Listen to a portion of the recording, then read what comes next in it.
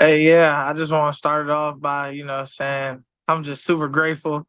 I can't even really put into too many words like this how this process has really truthfully been. It's just been a really a whirlwind. I had a feeling Minnesota was gonna be getting me. It was one of the teams that I built one of the strongest connections with throughout this process. Talking with Quasi, Coach Jones, we had a good relationship. He's from my hometown actually, and Coach O'Connell. It's just I'm just looking forward to making my impact out here. That's just what I'm most looking forward to. They took a chance on me, regardless of some of the things they might have heard, and I just feel like I can't thank them enough. And I'm just looking forward to making Viking Nation proud. Thanks, Khyree. We'll just open it up for questions. So go ahead and unmute when you have one. Hi, Khyree. Welcome to Minnesota. I was just curious to hear kind of more about your journey, starting out at community college. There's been, kind of a lot that's happened to you along the way. So just what it means to you today to have, taken kind of the long route to where you are right now. Yeah, I was a non-qualifier coming out of high school, so I had to go the junior college route. I wouldn't change it for the world though. I feel like it taught me a lot of perseverance. It helped me turn me into the man that I am today. I feel like I don't take no shortcuts. I take everything for what it is and don't really question too many things. I feel like that mentality has came from JUCO and being at the bottom and seeing what it's like to not have anything to having everything going into some of the top programs. So yeah. Hey, Khyree, when you were not playing in 2017 and 2018, how close were you to not coming back to football at all?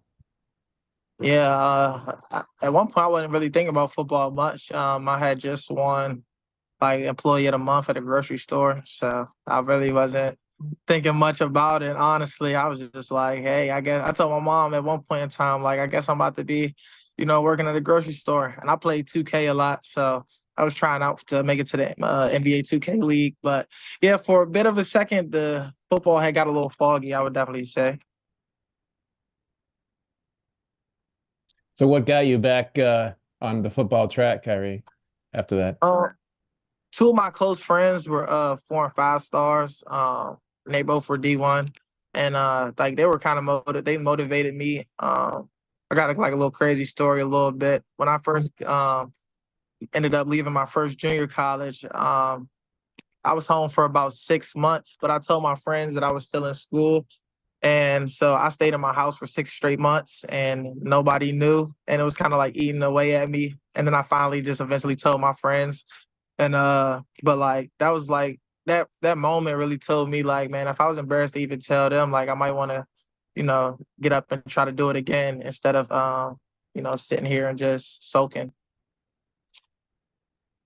What was your Khyree, what was your transition like back to the field after so much time away? Did it take a while to get back up to speed?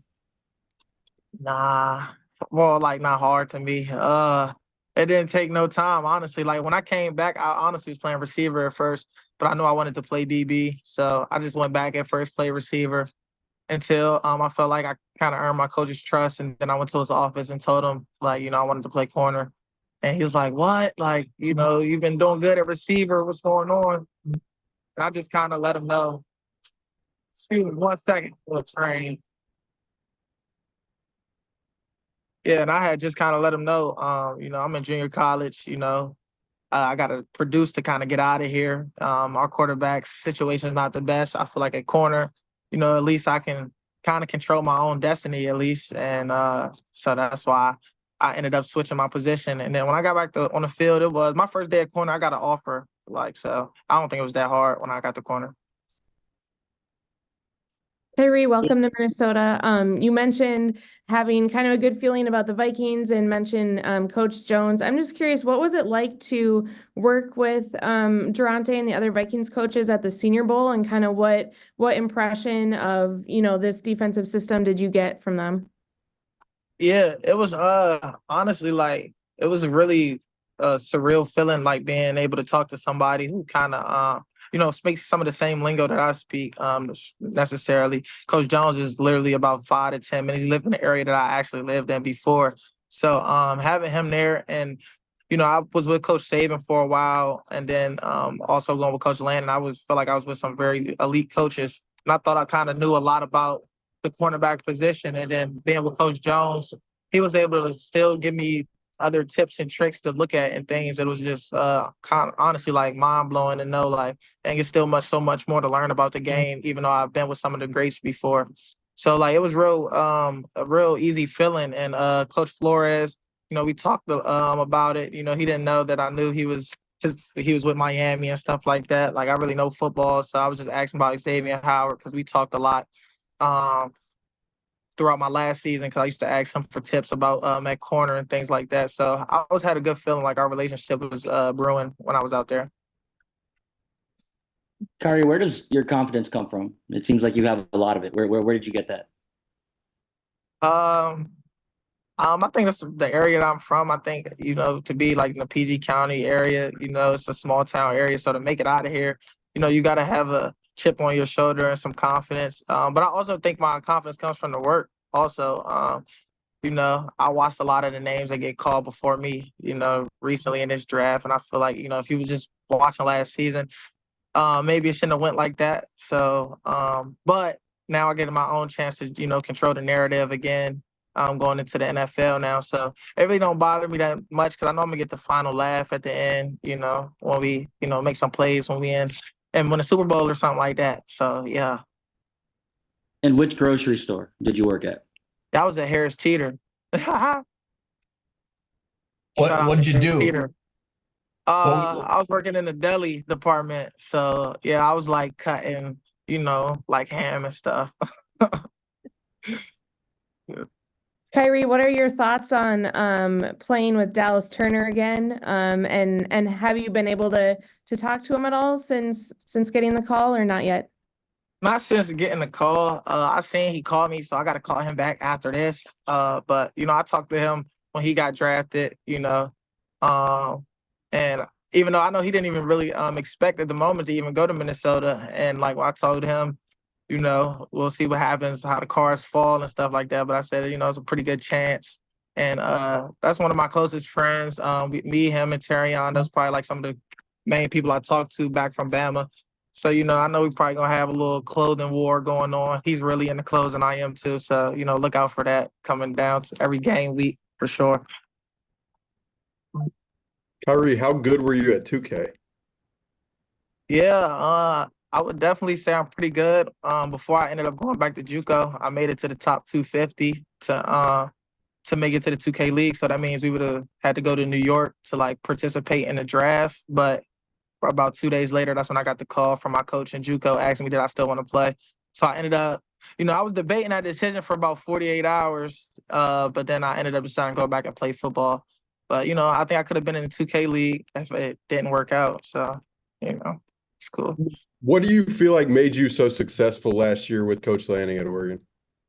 Just having a coach who trusted in my abilities, but also like understood who he had as in a player. I feel like I have like two different personalities as in how I am off the field. I don't really talk much off the field. I'm more laid back and chill off the field. But when I'm in practice or in the games, like I'm kind of like I have I'm just an animal on the field. Like I don't really have too many friends. I just want to demolish everybody who's in front of me. That's how I look at it when I'm on the field. So just having somebody who understands and really knew how to like decipher and knew who I was, I think it just made me play so much comfortable this year. There was a couple of times Coach Landa, let me know like, hey, I'm gonna let you play your game. Make sure you don't get no flags though. And I just made sure I upheld that. And that was just our relationship.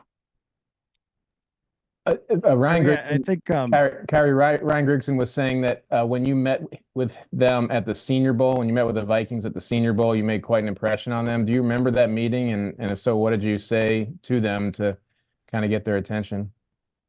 Yeah, I just told them I was the best corner in the draft, and I told them they was probably gonna be getting me for cheaper because of like some of the politics that go into it. So I told them that I just was being honest. I felt confident in my ability. I felt like the numbers spoke for themselves. I was in a very pass-heavy conference this year. I think I showed versus a lot of top-tier receivers and quarterbacks what I could do. So that's really just all I really said. I I think the get me for cheaper part was like the icing on the cake. Cause you know, if you could save money, why not? For sure. Khyree, when it comes to your height, it's a little bit unique for your position. I guess, how do you adjust what you do to deal with the, I don't know, extra limbs that you have versus most cornerbacks? Like, how do you play differently from shorter cornerbacks that helps you adjust for the height? Yeah, so like a lot of people always like see it. I'm a tall corner and think it's so much easier, or like, you know, it's like a benefit. It got its pros and cons. You know, some things I can get away with because I am taller, but it's certain things I have to focus more on just because I am taller too, and the way I have to move.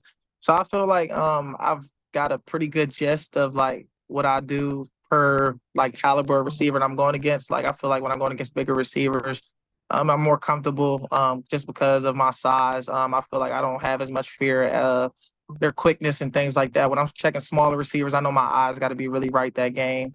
But I know that I can also disrupt them and beat them up at the line a lot more easy than I can somebody who's stronger and things like that. So it's just different things. But I mean, I look at the physicality part too when it comes to smaller guys too versus big receivers. I think my hitting ability and tackling ability versus smaller guys is going to wear on receivers versus like maybe a smaller corner and stuff like that who like hitting at people's ankles and stuff. I don't really dive too much at people's legs. I just try to, you know, run through your face. If you fall, you fall. If you don't, you know, I'll come next time.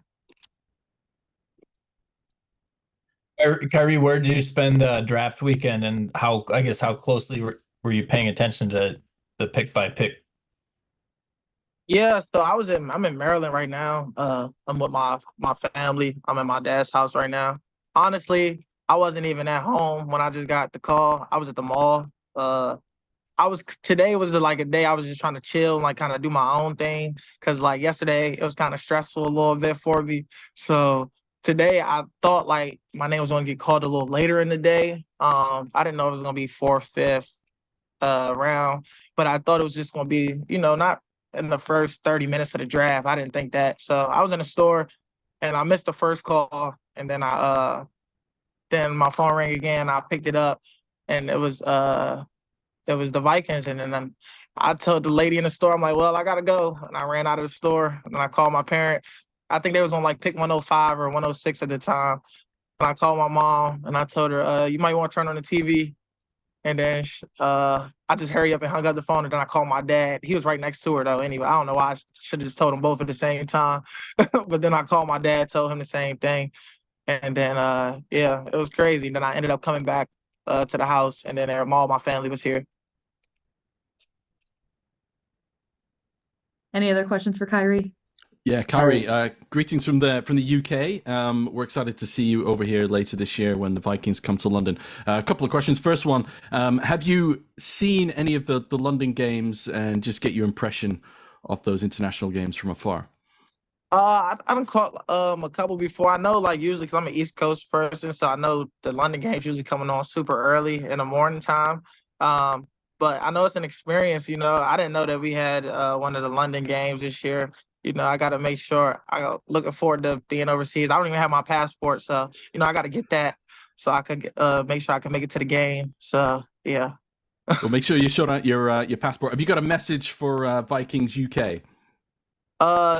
Yeah, you know, shout out to all the fans out in the UK. You know, Khyree, I don't know much about it. You know, I know y'all got some nice clothes out there though, so I'm looking forward to coming out there and shopping. You know, yeah. See y'all soon.